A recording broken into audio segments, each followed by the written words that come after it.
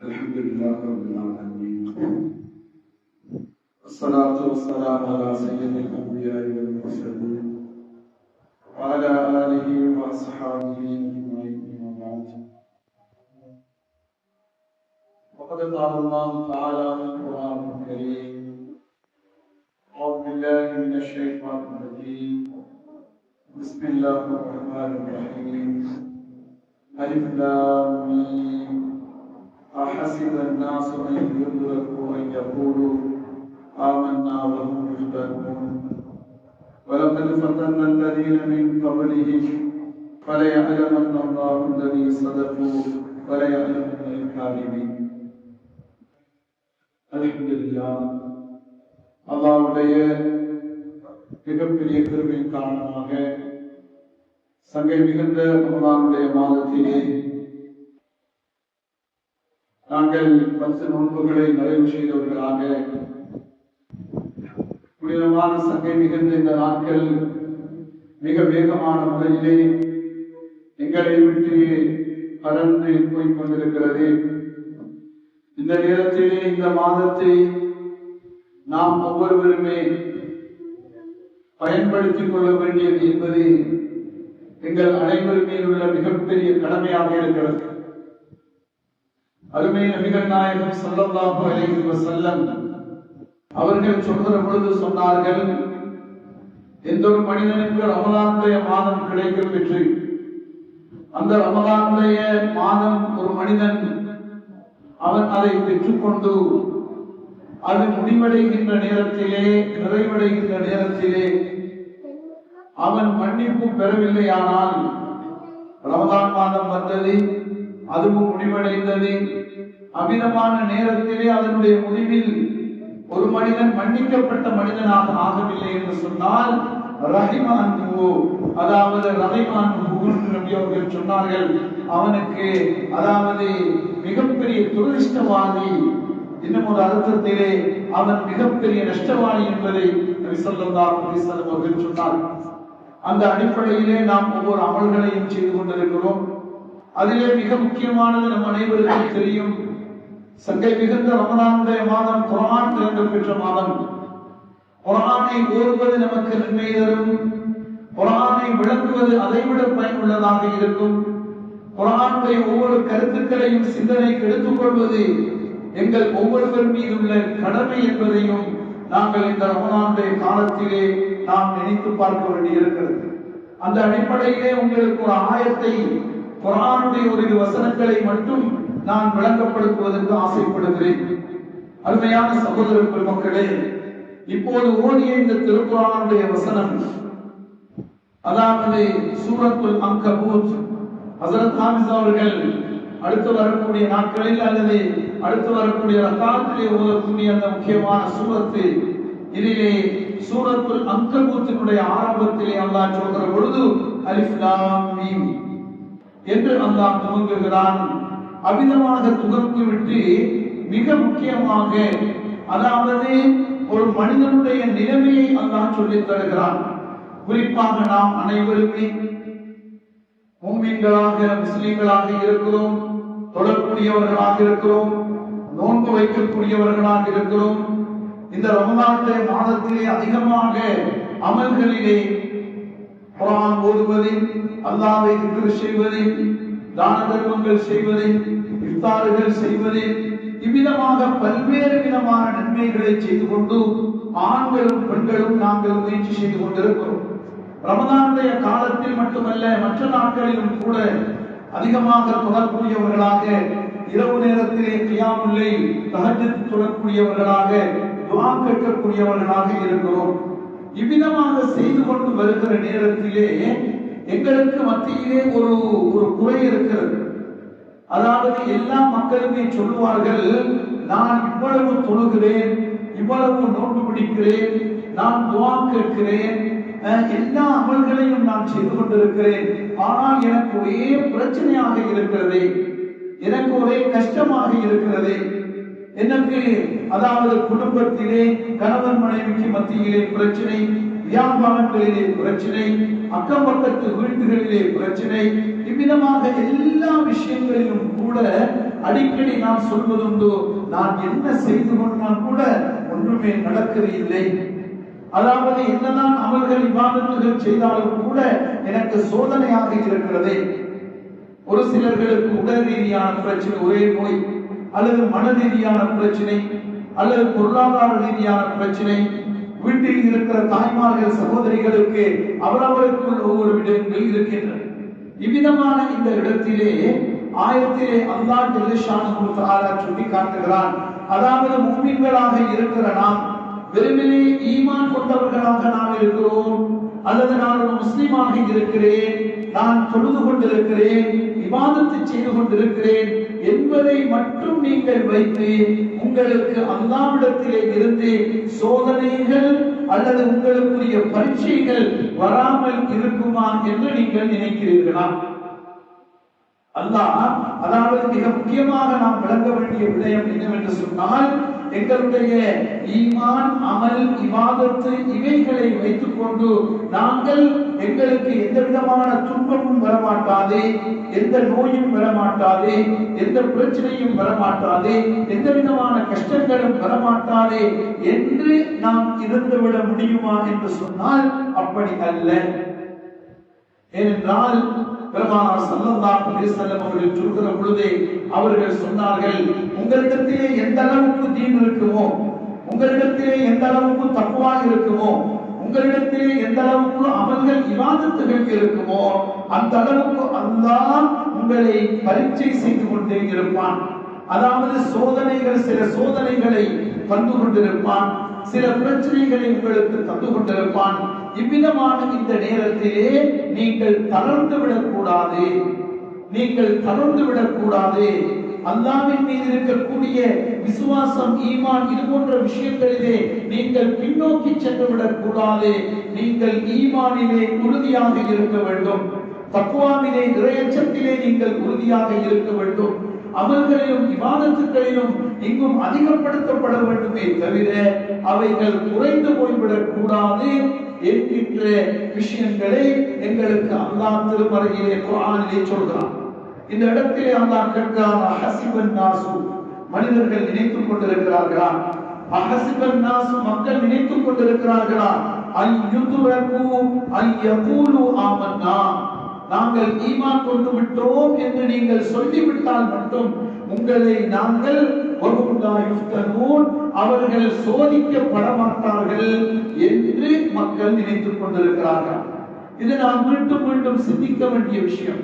ஏனென்று சொன்னால் இன்றைக்கு அதிகமான எங்களுடைய நிலைமைகள், அதாவது பேசக்கூடிய நானாக இருந்தாலும் சரி, நீங்களாக இருந்தாலும் சரி, எங்களுடைய நிலைமைகளை பார்க்கிற பொழுது ஈமானுடைய விஷயத்திலே, அமல்களுடைய விஷயத்திலே, தக்வாவுடைய விஷயத்திலே, இவ்விதமாக தான தர்மங்கள், சதகாக்கள் செய்கின்ற விஷயத்திலே, எங்களுடைய அஃலாக்குகளில் ஒரு மனிதனுடன் பேசுகின்ற பொழுது, கதைக்கின்ற பொழுது, இப்படி எந்த நிலைமைகளை எடுத்துக்கொண்டாலும் கூட சொல்லுகின்ற அளவுக்கு தரமுள்ளதாக தெரியவில்லை, சொல்லுகின்ற அளவுக்கு தரமானதாக தெரியவில்லை.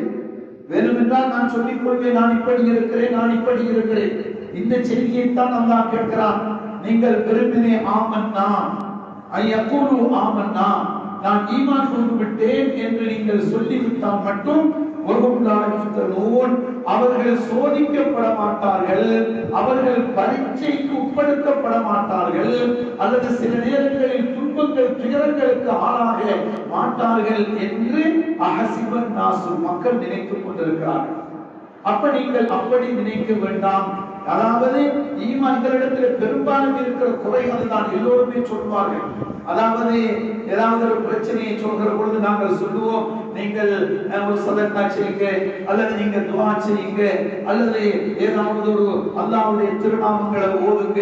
இப்படியான ஒரு விடயங்களை நாங்க சொல்ற நேரத்துல நான் எல்லாமே செய்துதான் ஹஸரத், ஒன்றுமே நடக்குது, நாம் என்னமோ செஞ்சு கொண்டிருக்கிறோம், இது செஞ்சோம், அப்படி மக்கள் சொல்லி ஒரு வகையான விரக்தியான ஒரு நிலைமைக்கு மனிதன் வருகிறார்.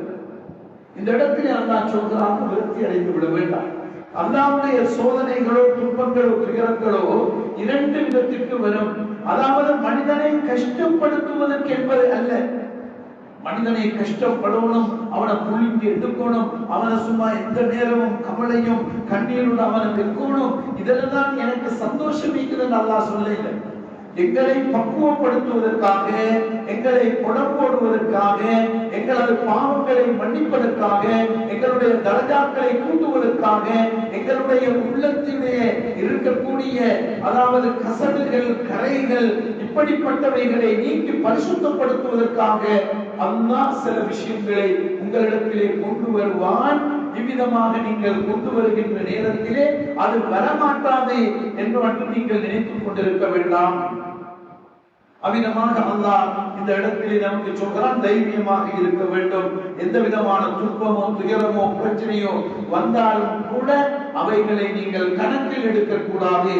அருமை ஸல்லல்லாஹு அலைஹி வஸல்லம் அவர்களுக்கு எவ்வளவோ துன்பங்கள் நாம் ஹதீஸ்களிலே பார்க்கிறோம். நபி அவர்களுக்கு சாப்பிடுவதற்கு வீட்டிலே கிட்டத்தட்ட 2-3 மாதங்கள் வீட்டிலே அடுப்பு பற்ற வைக்கவில்லை. ஆயிஷா ரலியல்லாஹு அன்ஹா அவர்கள் சொல்கிறார், நாங்கள் தண்ணீரையும் பேரித்தம்பழத்தை மட்டும்தான் சாப்பிட்டு விட்டோம் என்று இருந்தோம் என்று அவர்கள் சொல்கிறார். அதே போல நபி அவர்கள் ஒவ்வொருடைய விஷயத்தை எடுத்துக்கொண்டாலும், சஹாபாக்களுடைய ஒவ்வொருடைய வாழ்க்கையை எடுத்துக்கொண்டாலும், அவர்களுக்கு வந்த துன்பமோ துயரமோ கஷ்டமோ பிரச்சனையோ அவர்களை வேதனைப்படுத்துவதற்கு என்பதல்ல, இன்னும் அவர்களுடைய ஈமானையும் அமல்களையும் கூட்டுவதற்காக வேண்டியதான் அதை அவர்களிடத்திலே அல்லாஹ் கொடுத்தான். இந்த இடத்திலே சொல்கிறான், வலக்கது ஃபத்தன்னா அல்லதீன மின் கப்ரிஹிம், நாங்கள் இதற்கு முன்னுள்ளவர்களையும் அவ்விதம் நாம் சோதித்தோம். வலக்கது ஃபத்தன்னா மின் கப்ரிஹிம், அதாவது இந்த உம்மத்துக்கு முந்தியுள்ளவர்களை, முன்னோர்களையும் நாம் சோதித்திருக்கிறோம். நபிமார்களுடைய உம்மத்துக்களை, நபிமார்களுடைய குடும்பத்தினர்களை பல்வேறு விதமான துன்பங்கள் துயரங்களுக்குள்ளே அவர்கள் வந்திருக்கிறார்கள். இப்படியெல்லாம் அவர்களை நாம் செய்திருக்கிறோம். பல யஅலமன்னல்லாஹுல்லதீன ஸதகு வல யஅலமன்னல் காதிபீன். இதனுடைய நோக்கம் 2.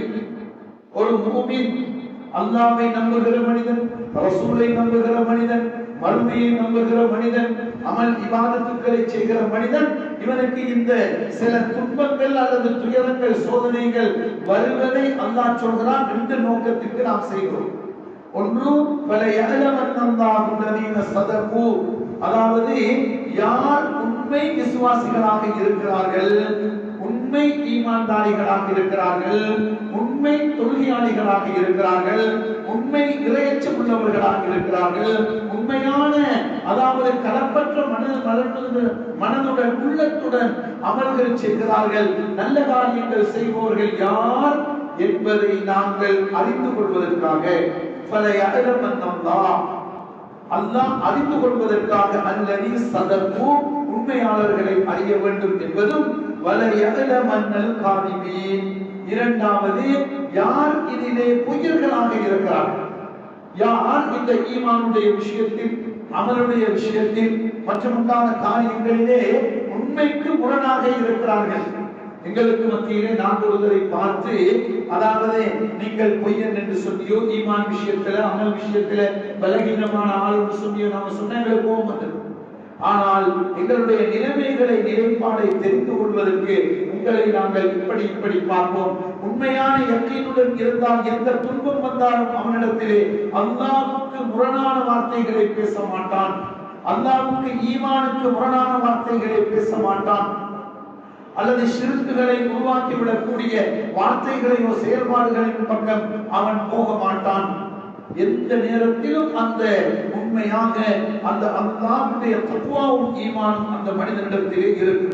அதே நேரத்திலே யார் உண்மையிலே இல்லை, எங்களுடைய வெளி தோற்றம் இருக்கிறது அல்லது வெளி செயல்பாடு இருக்கிறது, இப்படிப்பட்ட நிலைமை வந்துவிட்டது என்று சொன்னால், துன்பம் வந்தால் உடனே ஆள் மாறிடுவான், பிரச்சனை வந்தால் ஆள் மாறிடுவான். எந்த அளவுக்கு தொழுது கொண்டிருந்த மனிதனை காணவில்லை, தொழுவது இல்லை, தொழுவதில்லை பாருங்க என்று சொன்ன சரியான பிரச்சனை கொடுத்தாங்க. அல்லது வேற ஏதாவது ஒரு மனிதன் சதக்காக்கள் செய்வான், தர்மங்கள் செய்வான், குறிப்பான மூணு காலத்துல நிறைய பேர் கொடுப்பாங்க எடுப்பாங்க. சில நேரங்கள் இப்ப அவர் கொடுக்குறீங்க, ஏன் கொடுக்குறீங்க என்று சொன்னா அவருக்கு என்ன செஞ்சுறாரு, சொந்த சில காரியங்கள் அவங்க முன்காட்டி அவங்க தர்மங்களை நிப்பாட்டிடுறாங்க, சொந்த காரியங்கள் உள்கட்டி கொண்டிருக்கிறார். அல்லது மகளோட கல்யாணம் நடக்க போகுது, அல்லது வேறு எனக்கு நடக்க போகுது, இந்த தனக்கு வாஜிபான ஜக்காத்து சுன்னத்தான சதகாக்களை இவ்விதமாக அவர்கள் புறக்கணித்து விடுவது இருக்கிறது. இது எல்லாம் அல்லாஹ் அங்கே கொடுத்து வலியலமன்னல் காலிமீன், அவர்கள் நல்லவர்களா உயர்களா என்பதை அறிந்து கொள்வதற்காக வேண்டி அல்லாஹ் அவ்விதம் செய்கிறான். அருமையான சகோதரர்களை, இன்னொரு கேள்வி வருது. நிறைய பேர் சொல்லுவாங்க, அவனை குரானை பார்த்தாலும் அவன் தொழுகிறதும் இல்லை, நோம்பு பிடிக்கிறதும் இல்லை, நன்மைகள் செய்யறதும் இல்லை, அவனுக்கு எந்த பிரச்சனையும் இல்லை. நிறைய பேர் சொல்றதுக்கு சிலவங்களே சொல்லுவாங்க, அவரே சொல்லுவாரு, எங்களுக்கு எந்த பிரச்சனையும் இல்லை, நாங்க நல்லா தான் இருக்கிறோம், ஆனா நான் இதெல்லாம் செய்யறது இல்லை. அவர் வாய்ப்புறதே சொல்லுவார், அவர் தொழுகை இல்லை, அல்ல நல்ல காரியங்கள் செய்யறதில்லை, நாங்க அப்படி கட்டமைப்பத்தான் இருக்கோம் சொல்லி சில ஆட்கள் பெருமையாக பேசுவது உண்டு. பாவங்களை செஞ்சுட்டு பெருமையா பேசுறது, அநியாயங்களை செஞ்சுட்டு பெருமையா பேசுறது, அடுத்தவங்களோட குடும்பங்களை அநியாயமா அதாவது பிரச்சனைகளை உருவாக்கிட்டு பெருமையா பேசுறது. அந்த நேரத்தில் அவர் சொல்ற, எங்களுக்கு ஒன்றும் வராது, எங்களுக்கு எந்த பிரச்சனையும் வர மாட்டாதே. இந்த இடத்துல அல்லாஹ் சொல்றதை பாருங்க, அம் ஹஸிபல்லதீன யஅமலூன ஸய்யாத், பாவம் செய்பவர்கள் நினைத்துக் கொண்டிருக்கிறார்களா, பாவம் செய்பவர்கள் நினைத்துக் கொண்டிருக்கிறார்களா, ஐயஸ்பிகுனா, எங்களுடைய தண்டனையை விட்டு தப்பித்துக் கொள்ள முடியும் என்று நினைத்துக் கொண்டிருக்கிறார்கள். ஐயஸ்பிகுனா, எங்களுடைய துன்பம் அதாவது தண்டனையை விட்டும் அவர்கள் தப்பித்துக் கொள்ள முடியும் என்று நினைத்துக் கொண்டிருக்கிறார்களா?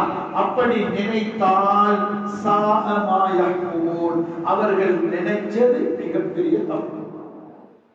அதாவது பாவத்தை செஞ்சுட்டு, அநியாயத்தை செஞ்சுட்டு, குடிகளுக்குகளை செஞ்சுட்டு, மோசமான நடத்தைகளை செஞ்சுட்டு, இப்படி எல்லாம் செஞ்சுட்டு எனக்கு கொண்டும் வர மாட்டாதே என்று சொல்லி நீங்க யாரும் நினைச்சிட வானம். அப்படி நினைக்கிறீங்களா? ஐஎஸ்பி கூனா எங்களை நீங்க முந்திரேருமா, நாங்க பிடிச்சு கவனிச்சு கொண்டு தான் இருக்கிறோம், ஆனா ஓட காட்டி நாம கொஞ்ச நேரம் விட்டுக் கொண்டிருக்கோம். சாஅமாயஹ்குமூன், ஆனால் நீங்க செஞ்ச முடிவு மிகப்பெரிய பிழை. அதாவது ஓட விட்டு ஒரே அடியா அமைஞ்சினால், ஒரே அடியா பிடிச்சோ சிரிக்கி அவன் கடைசியில் அட்ரஸ் இல்லாம ஆகி போறத இன்னைக்கு நாம் உலகத்தில் அதிகமான இடங்கள்ல நாம் பார்த்து கொண்டிருக்கிறோம். அருமையான சகோதர பெருமக்களே, இந்த குர்ஆனுடைய சங்கையான மாதத்துல குர்ஆனுடைய ஒரு சில வசனங்களை, அதுவும் இன்ஷா அல்லாஹ் நான் நினைச்சேன் ஹஸரத் அவர்கள் ஓதக்கூடிய வசனங்களையே நாம் இன்ஷா அல்லாஹ் சொல்வோம் என்று. இன்ஷா அல்லாஹ் ஹஸரத் தொழுவிக்கும் போது பயன்படுத்துகிற குர்ஆனுடைய வசனத்தையே நாளைக்கு இன்ஷா அல்லாஹ் கொடுக்கிறார். அதனுடைய ஒரு சிறு விளக்கத்தை நான் சொல்றேன். எல்லாம் வல்ல அல்லாஹ் குர்ஆனை விளக்குவதற்குரிய பாக்கியத்தையும் அமல் செய்யக்கூடிய பாக்கியத்தையும் தந்தருள்வார்.